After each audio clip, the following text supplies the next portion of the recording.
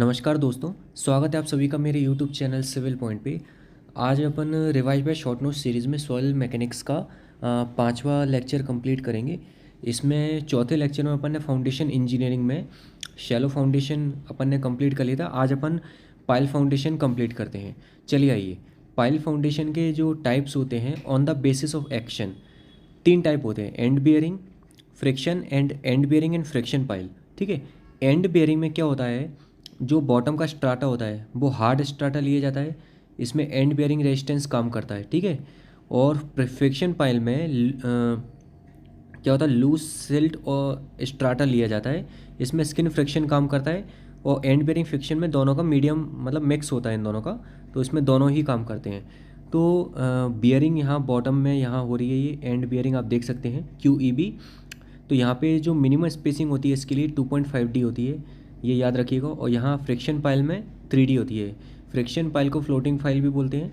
ठीक है, इसकी जो पाइल की लेंथ होती है इतनी होती है, और जो लूज सैंड ये ग्रेनुलर बेस टाइप का होता है। और ये तो हो गया एक्शन के बेसिस पे। अब फंक्शन के बेसिस पे कॉम्पैक्शन पाइल होता है, लूज सैंड में यूज़ करते हैं to increase the density and bearing capacity, या फिर लिक्विफिकेशन एरिया में बोल यूज़ करते हैं इसको। सेकंड है अपलिफ्ट और tension pile, black cotton soil के लिए यूज़ करेंगे to anchor structure subjected to uplift pressure कोर्स वाई स्वेलिंग, जहाँ हो तो वहाँ पे अपन ये वाली यूज़ करेंगे। फेंडर पाइल कहाँ करेंगे, वाटर फ्रंट बॉडी में। ठीक है, टाइडल वेव्स हो उस जगह यूज़ करेंगे, या सीस्मिक एक्टिविटीज़ हो।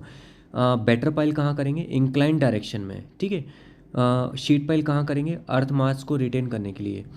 अब इनको अब पाइल लोड कैपेसिटी निकालने की मेरी दो मेथड होती हैं। सबसे पहली है स्टैटिक मेथड, जिसको पाइल लोड कैपेसिटी इसमें निकालेंगे। QUP बराबर होता है QBAB प्लस QSAS। ठीक है, ये मेरा फॉर्मूला होता है QUP का। और क्ले और सैंड के लिए अपन दो यहाँ पे स्टडी करेंगे। क्ले के लिए क्या होता है, QB का वैल्यू 9C होता है और QS का वैल्यू अल्फ़ा C बार होता है। तो इक्वेशन क्या बन जाएगी ये वाली, 9CAB प्लस अल्फ़ा C बार AS। ठीक है, यहाँ पे C बार एवरेज कोहेजन है, अल्फ़ा क्या है, एडिशन फैक्टर है, और AB क्या है, अगर स्क्वायर है तो AB का वैल्यू B स्क्वायर है। ठीक है, और अगर AB आपका सर्कुलर है तो π/4D स्क्वायर होगा। AS क्या है, पेरीफेरी का एरिया है 4BL, ये क्या हो जाएगा πDL। ठीक है, इसको अल्फ़ा इक्वेशन बोलते हैं। अब सेकंड है सेंड के लिए। सेंड के लिए क्या है, यहाँ पे QB का वैल्यू 9C था, यहाँ पे QB का वैल्यू गामा L NQ है। ठीक है, और QS का वैल्यू क्या है, यहाँ पे 10 डेल एवरेज अर्थ प्रेशर है। तो 10 del into average earth pressure कितना होता है, 1/2 K गामा L होता है। और ये एक ही टाइप की सॉइल है, तब उसके लिए अगर सॉइल दो टाइप की आ रही है तो उसमें अर्थ प्रेशर आपको अर्थ प्रेशर डायग्राम से जो है पैसे निकालते थे वैसे करना पड़ेगा। तो QUP बराबर हो जाएगा gamma L NQ AB plus 1/2 K gamma L 10 del into AS। तो आपको दो इक्वेशन याद रखनी है, कौन कौन सी, ये और ये। ठीक है, आगे आते हैं डायनेमिक मेथड है नेक्स्ट। इसका कॉन्सेप्ट है एनर्जी पे बेस्ड है। ये एनर्जी बराबर होता है वर्क डन प्लस लॉसेस। ठीक है, इसकी एजम्पशन क्या है, डायनेमिक रेजिस्टेंस जो होगा अल्टीमेट लोड कैरिंग कैपेसिटी के इक्वल होगा। इसमें अपन दो फॉर्मूले यूज़ करते हैं। सबसे पहला है ENR, very very important ENR formula है। इसका फॉर्मूला था QUP बराबर WH/S+C। WH/S+C unit kilo Newton में होती है। ये ड्रॉप हैमर और single acting steam hammer SASH के लिए यूज़ करते हैं। तो इसमें जो सेफ लोड कैपेसिटी आएगी इसकी QUP/FOS। तो FOS इसका जो होता है 6 होता है, ये इंपॉर्टेंट है याद रखना कि ENR फॉर्मूले में FOS अपन 6 लेते हैं। ठीक है, याद रखिएगा। यहाँ पे W जो है वेट ऑफ हैमर है, इसकी यूनिट किलो न्यूटन में होती है। H है height of free fall of hammer, centimetre में यूनिट है। ये यूनिट्स आप याद रखना, ये इंपॉर्टेंट है। S क्या है, सेटलमेंट है पाइल का सेंटीमीटर में। C क्या है, कांस्टेंट है। ये C की दो वैल्यू होती हैं अलग अलग। SASH है तो 0.25 सेंटीमीटर, ड्रॉप हैमर है तो 2.5 सेंटीमीटर। ये पेपर में एक बार आ चुका है, ये C का वैल्यू उन्होंने पूछा था। ठीक है, ये आप याद रखिएगा।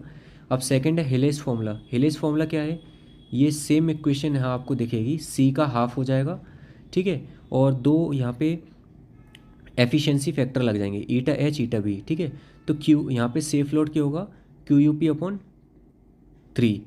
ठीक है, यह मतलब यहाँ पे जो 3 है ये क्या है, ये एफ ओ एस है, मतलब कि F O S E N R में 6 लिया गया और हीलियम में यहाँ पे कितना लिया गया, 3 लिया गया, याद रखिएगा चीज़। और ई टब भी क्या है, energy of hammer after impact divided by before impact. ठीक है, अब फील्ड मेथड अपन देखें। फील्ड मेथड क्या है, पाइल लोड टेस्ट फर्स्ट है। पाइल लोड टेस्ट अपन यूज़ करते हैं। इसमें क्या होता है, piles are loaded up to 2.5 times allowable load या फिर 10% of settlement of pile dia. ये आप याद रखिएगा, ये चीज़ इंपॉर्टेंट है। और ये डिस्ट्रक्टिव टेस्ट है, क्यों, क्योंकि जो चूँकि पाइल लोडेड होते हैं वो वेस्ट हो जाते हैं इसलिए। तो याद रखिए कि रूटीन टेस्ट वर्किंग पाइल पे करते हैं, ठीक है। और फील्ड टेस्ट किस पे करते हैं आपका, ठीक है। रूटीन टेस्ट किस पे हो गया, वर्किंग पाइल पे।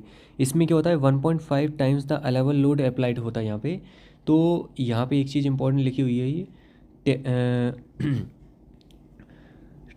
टेस्ट का जो पाइल है, टेस्ट पाइल है, वो कितना होता है, 2 times of P of safe होना चाहिए। और वर्किंग पाइल के लिए 1.5 टाइम्स होता है, ठीक है। टेस्ट के लिए ये हो गया 2 टाइम्स, वर्किंग के लिए 1.5। और आई एस कोड की गाइडलाइन क्या है, अलाउेबल लोड कितना आ सकता है पाइल पे, 50% of P U, 2/3 of P U, 2/3 of P U, इन तीनों है। ये कब आएगा 50%, जब आपका टोटल सेटलमेंट 10% ऑफ डाई के बराबर हो, या फिर टोटल सेटलमेंट 12 mm हो, या फिर नेट प्लास्टिक सेटलमेंट 6 mm हो। इन तीनों का जो मिनिमम होगा वो मेरा अलाउबल लोड होगा, ठीक है। और सेकंड है स्टैटिक डच कोन पेनिट्रेशन टेस्ट। इसमें क्या होता है, इसमें याद रखिए 100 mm का इसका नीचे वो रहेगा और 10 सेंटीमीटर स्क्वायर इसके वो रहेगा कोन का एरिया, और 60 डिग्री एंगल रहता है, ये याद रखिए इसमें। अब सैंड ड्रेन जो होती है क्यों यूज़ करते हैं, to increase the rate of consolidation, ठीक है। चूँकि कंसोलिडेशन के रेट को इंक्रीज़ करने के लिए सैंड ड्रेन यूज़ करते हैं। स्मीयर इफेक्ट क्या होता है, a smear zone is form around a sand drain due to remoulding of clay caused during construction, hence decrease in K in radial direction due to remoulding. ये important है, ये वाली line याद रखिएगा, ठीक है। अब आगे आते हैं। अब group action of pile, group action of pile के लिए ये देखिए, ये मेरा 4 मेरे पाइल हैं, इनका डीट आया है, इनके centre to centre spacing S है। टोटल इनका जो ग्रुप बनेगा वो बी का बन रहा है। और मिनिमम 3 नंबर पाइल की ज़रूरत पड़ती है, याद रखिए। और ग्रिप लेंथ अपन क्यों प्रोवाइड करते हैं, मैक्सिमम स्कॉर लेवल के लिए, ठीक है। तो इसमें डेल एच ग्रुप का ज़्यादा होता है इंडिविजुअल से, ठीक है। ग्रुप एक्शन के लिए सेंटर टू सेंटर स्पेसिंग कितनी होती है, एंड बियरिंग एक्शन के लिए 2.5 to 3.5 डाया, फ्रिक्शन एक्शन के लिए 3 to 4 टाइम्स ऑफ डाया। ये याद रखिएगा, ये गाइडलाइन आपको याद ही रखनी है। सेंड के लिए क्यू यू जी का वैल्यू ज़्यादा होता है N times of Q U P से। और क्ले के लिए क्या होता है, ये डिपेंड करता है property of soil and spacing. Central pile should be driven first and proceed radially outward. Radially inward नहीं होता, आउटवर्ड होता है। सबसे पहले क्या होगा, सेंट्रल वाले को करेंगे, फिर उसके आउटरी रेडियली आउटवर्ड को धीरे धीरे ऐसे ऐसे करते जाएंगे, ये याद रखिएगा। और क्ले के लिए क्यू यू जी जो होगा 9C B² प्लस सी वार इंटू 4BL। यहाँ पे alpha C bar A S, ये वही है 9CAB plus alpha C bar A S. इसमें ग्रुप में क्या होता है, अल्फ़ा के वैल्यू 1 होता है, ठीक है। अल्फ़ा वैल्यू हो गया 1, तो सी वार आ गया, ए एस क्या आ गया 4BL, ठीक है। ए बी क्या आ गया B², ये आ गया 9C। सेंड के लिए सेम एज इट इज़, याद रखिए, इंपॉर्टेंट है। अब आगे आते हैं, क्यू सेफ क्या है, Q U G upon F O S या फिर N times of Q U P upon F O S, इनका मिनिमम। एफ ओ एस जो होता है 2.5 से 3 टाइम्स होता है, याद रखिए। और जो ग्रुप एफिशिएंसी होती है Q U G upon N times of Q U P होती है। अगर 1 से ज़्यादा है ग्रुप एफिशिएंसी, इसका मतलब 1 से ज़्यादा है तो क्यू सेफ अपना कितना होगा, N times of Q U P upon F O S. अब 1 से ज़्यादा कब होगी, जब लार्जर स्पेसिंग हो। 1 से कम कब होगी, जब स्मॉलर स्पेसिंग हो, ठीक है। कोहेजन लेस सॉइल के लिए 1 से ज़्यादा होती है, कोहेसिव सॉइल के लिए 1 से कम होती है। अब ये फॉर्मूला याद रखिए, ईटा जी का 1 - 5/90 M(n-1 + n M-1/m इंटू 100। ये PSC AE में इसका क्वेश्चन आ चुका है, ये फॉर्मूला आप याद रखिए। यहाँ पे जो अल्फ़ा होता है tan इनवर्स DYS होता है। D क्या है, डायमीटर ऑफ पाइल, S क्या स्पेसिंग। ये देखिए, ये मेरे 2 पाइल हैं, ये बनेगा मेरा एंगल फाई, ये स्पेसिंग ऐसे, ये डी है, तो मेरा ये बन गया मेरा ऐसे हिसाब से। तो tan थीटा बराबर, इजीली लगा दिया फॉर्मूला, ये बन गया। और ग्रुप सेटलमेंट रेशियो क्या होता है, SG/SI होता है, याद रखिए ये, ठीक है। ग्रेटर देन 1 होता है ऑलवेज, मैक्सिमम वैल्यू 16 होती है, ठीक है। अब determination of S G in clay में एस जी को डिटर्मिनेशन कैसे करेंगे आप छोड़ दीजिए इसको, ये मतलब मेंस के लिए प्री एग्ज़ाम है तो उसके लिए आपको पढ़ने की ज़रूरत नहीं है। अब नेगेटिव स्क्रीन फ्रिक्शन इंपॉर्टेंट लगाना इस पर। इट में develop if film material is cohesion less material होगा तो स्किन फ्रिक्शन हो सकता है। इससे क्या होता है, लोड कैपेसिटी रिड्यूस हो जाती है। ये ग्राउंड लेवल है, ये मेरा पाइप हैगा, ये मेरा यहाँ पे लूज सॉफ्ट सॉइल है, और यहाँ पे क्या है, लूज सॉफ्ट सॉइल है, ये क्ले है, सैंड नहीं है, याद रखना इंपॉर्टेंट है। पेपर में सैंड देगा लेकिन आपको क्ले पे टिक करना है, ठीक है। यहाँ पे ये एक क्वेश्चन आप छोड़ सकते हैं छोड़ने को, बस ये याद रखिए। इसमें आपको क्या याद रखना है कि स्किन नेगेटिव स्किन फ्रिक्शन से लोड कैपेसिटी रिड्यूस हो जाती है, और ये क्ले में होता है, सैंड में नहीं। ये इम्पॉर्टेंट है आपके लिए, ठीक है। और अंडर इम्पाइल, इस पर इम्पॉर्टेंट लगा लेना। अंडर इम्पाइल बियरिंग एंड स्किन रेजिस्टेंस, ये बोर्ड पाइल होता है अंडर इम। एक्सपेंसिव सॉइल में यूज़ करते हैं ब्लैक कॉटन। और कास्ट इन सिटू बोर पाइल होता है ये, ठीक है। ये पेपर में आ चुका है, प्री कास्ट नहीं है, ये कास्ट इन सिटू है। इसमें जो एल मिनिमम होता है 3.5 मीटर होता है, डी यू होता है 2 टाइम्स ऑफ डी।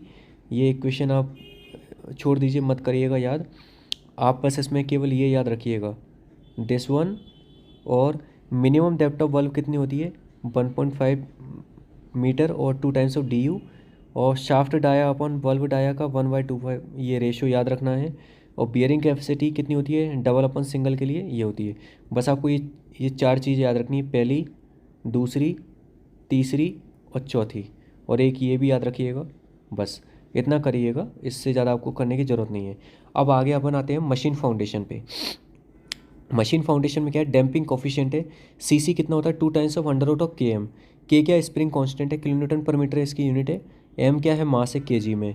सीसी क्या है, किलोन्यूटन सेकंड पर मीटर में इसकी यूनिट रहेगी। अब अगला है second, natural frequency of system, W N कितना होता है, omega N under root K upon N. इसलिए एफ एन बराबर होता है ओमेगा एन अपॉन 2 पाई, ठीक है। ये याद रखना, यहाँ पे अब ये वैल्यू रख दोगे तो ये आप सॉल्व करिएगा आ जाएगा। फ्रिक्वेंसी ऑफ वाइब्रेशन पे डैम्पिंग डब्ल्यू डी कितना होता है, W N 1 minus D square. ये जो डी है डैम्पिंग रेशो होता है ये, ठीक है। अब स्टैटिक पाइल लोड टेस्ट, ये पेपर में ईएस में आ चुके हैं और पीएससी एई में भी ये क्वेश्चन आ चुका है, ये इसलिए मैंने यहाँ लिख लिया है। Static pile load test to estimate allowable load for permissible settlement. Cyclic किसके लिए होता है, to separate point bearing and friction bearing capacity of pile. Static formula bored piles के लिए होता है। डायनेमिक किसके लिए होता है, driven piles and granular soil. Dynamic फॉर्मूले में एनसीडी वैल्यू यूज़ करते हैं, और स्टैटिक फॉर्मूले में total of frictional resistance use करते हैं, ठीक है। ये चीज़ याद रखिएगा। अब आगे आते हैं,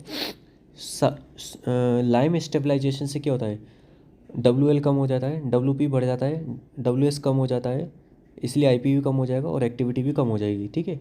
इसको स्ट्रेंथ को इम्प्रूव करने के लिए यूज़ करते हैं, और ब्लैक कॉटन सॉइल के लिए यूज़ करते हैं, ठीक है। इससे क्या होगा, यू सी एस बढ़ जाएगा, गामा डी मैक्स कम हो जाएगा, ओ एम सी बढ़ जाएगा। ये सारी चीज़ें आपको याद रखनी है, पेपर में ये आ चुकी हैं ये, ठीक है। अब आगे आते हैं, permissible settlement. Permissible settlement clay के लिए 65 to 100 mm होता है राफ्ट फाउंडेशन में, और सैंड में 65 mm होता है। और परमिसिबल सेटलमेंट आइसोलेटेड फाउंडेशन में क्ले के लिए 65, सैंड के लिए 40। डिफरेंशियल सेटलमेंट क्ले के लिए 40, सैंड के लिए 25। तो ये एक लिमिट ये हो गई, दूसरी लिमिट ये हो गई, तीसरी लिमिट ये हो गई। राफ्ट फाउंडेशन आइसोलेटेड फाउंडेशन के लिए परमिसिबल सेटलमेंट है दोनों, और ये क्या डिफरेंशियल सेटलमेंट है, ठीक है। ये याद रखिए। और टाइल ड्रेनेज जो होता है वेट सॉइल के लिए यूज़ करते हैं, ये एक बार पेपर में आ चुका है इसलिए मैंने लिखा है ये। अब आगे आते हैं सॉइल एक्सप्लोरेशन, ये आज का आखिरी टॉपिक है, इसके बाद आपका सॉइल ख़त्म हो जाएगा। Diamond core drilling rocky formation में यूज़ करते हैं। Open pit excavation shallow depth below ground level के यूज़ करेंगे। केस बोरिंग किसके लिए करेंगे, सॉफ्ट कोहेसिव और कोहेजनलेस सॉइल के लिए। लार्जर डेप्थ के लिए यूज़ करेंगे, ठीक है। क्या है, ये लार्जर डेप्थ है, ये शैलो डेप्थ है। और अनकेस्ड बोरिंग किसके लिए है, मीडियम स्ट्रॉन्ग कोहेसिव सॉइल और मीडियम डेप्थ के लिए यूज़ करते हैं, ठीक है। और सिग्निफिकेंट डेप्थ ऑफ एक्सप्लोरेशन क्या होता है, 2 टाइम्स ऑफ फाउंडेशन बिट, और इसकी स्ट्रेस जो लेस देन 10% और बर्डन प्रेशर। ऑगर बोरिंग क्या होती है, highly disturb sample obtained all soil above ground water table के लिए यूज़ करेंगे। Only cohesive soil below ground water table, मतलब ग्राउंड वाटर टेबल के ऊपर सभी सॉइल के लिए यूज़ होगा, लेकिन ग्राउंड वाटर टेबल के नीचे केवल कोहेसिव सॉइल के लिए यूज़ होगा, ठीक है। और वॉश बोरिंग क्या होती है, केसिंग यूज़ करते हैं इसमें ड्रॉप हैमर के संग। तो सॉइल ये ग्राउंड लेवल के नीचे हो उसके लिए यूज़ करेंगे। Rotary boring for clay and sand के दोनों के लिए यूज़ होता है। For soil which highly resistance to above to boring, मतलब जहाँ पे ये और ये यूज़ नहीं हो सकती वहाँ पे आपको रोट या आपको प्रोवाइड करनी है, ठीक है। और सैंपल के टाइप अपने दो टाइप के होते हैं, अनडिस्टर्ब और डिस्टर्ब। अनडिस्टर्ब में चंक सैंपलर आता है और डिस्टर्ब में रिप्रेजेंटेटिव और नॉन रिप्रेजेंटेटिव आता है। नॉन रिप्रेजेंटेटिव को जीरो रिप्रेजेंटेटिव भी बोलते हैं। और अनडिस्टर्ब में क्या होता है, स्ट्रक्चर और वाटर कंटेंट सेम रहते हैं, ठीक है। इसमें क्या होता है, आपका सॉइल स्ट्रक्चर मॉडिफाइड हो जाता है और वाटर कंटेंट चेंज नहीं होता, ठीक है। और नॉन रिप्रेजेंटेटिव में क्या होता है, तीनों चेंज हो जाते हैं। बस ये याद रखिए, इसमें यही चीज़ इंपॉर्टेंट है। यही पेपर में ना जाने कितनी बार आ चुकी है ये चीज़, ये याद रखिएगा। और स्प्लिट स्प्लून रिप्रेजेंटेटिव टाइप का सैम्पलर होता है, ठीक है। Inside clearance D3 minus D1 upon D1 into 100। Outside clearance D2 minus D4 upon D4 into 100। Area ratio important है, याद रखिए ये formula. Recovery ratio length upon height का रेशो होता है। अगर 1 है तो गुड, लेस देन 1 है तो श्रंक, ग्रेटर है तो स्वेलिंग। एरिया रेशो कम होना चाहिए और CO ज़्यादा होना चाहिए। Good quality of soil sample के लिए एरिया रेशो कितने से कम होना चाहिए, 10% से कम होना चाहिए। कटिंग एज एंगल 20% से 20 डिग्री से कम होना चाहिए। एरिया रेशो कितना AR कितना रहता है, 8% रहता है गुड के लिए, good quality of soil sample के लिए, ठीक है। और मैं टॉप पे देख लेते हैं आखिरी चीज़ आकी, डेप्थ ऑफ और बर्डन। ये ES में क्वेश्चन आ चुका है इसलिए मैंने लिख लिया है, तो पॉसिबिलिटी कि PSC में ये क्वेश्चन पूछा जा सकता है। तो D/2 V2 minus V1 upon V2 plus V1 under root के अंदर, ये इसका फॉर्मूला है। यहाँ पे V1 V2 वेलोसिटी है और D डिस्टेंस है। फ्री सॉइल वैल्यू कितनी होती है, BF minus BI upon BI into 100।